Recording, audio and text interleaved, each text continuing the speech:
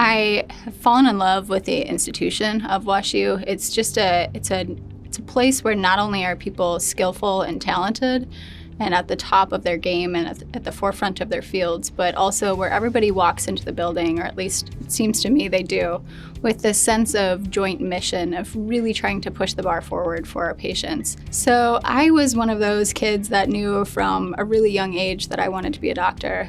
My dad is a family practice doctor in northern Minnesota, where I'm from, and he always told me, just whatever you do, be the very best that you can at it, and it doesn't matter what that is.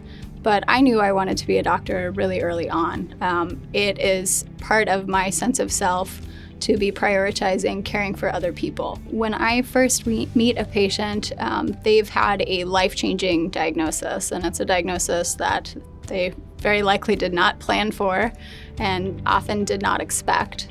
And they're coming in and they know now that they have cancer, but there's a whole lot of opacity and confusion and uncertainty. I think the most important role that I play there is to be an educator and a teacher, and to try to help them know as much about their specific cancer and their specific scenario as I do, so that they can make good choices about their treatments, but that they also feel comfortable knowing what to expect at each step along the way.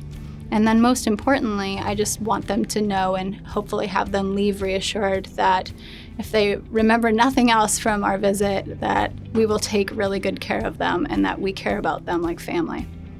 I am principally a GI radiation oncologist, but I also treat some CNS cancers, especially when patients have brain metastases.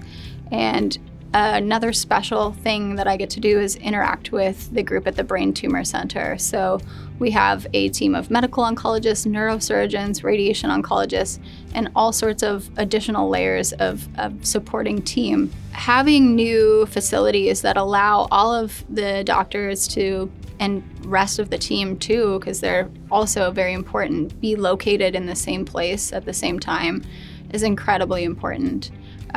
It's also really helpful in streamlining care. I trust my multidisciplinary teammates. It's fantastic to see a patient and be able to say, hey, you know what, I need to discuss this also with neurosurgery or with colorectal surgery and get their input and make sure that you're a candidate for what I think they would ultimately have in mind for you too.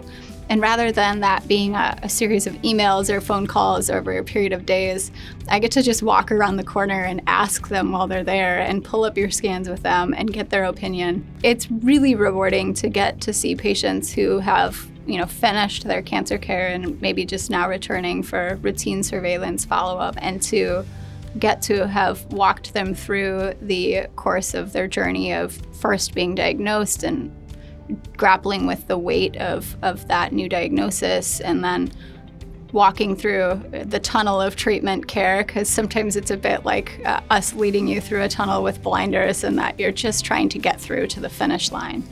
And then on the back end of it, recovering and regaining strength and seeing people when they have made it through all of those things, and when we've helped them along as best we can too, and seeing them thriving at the other end is incredibly rewarding.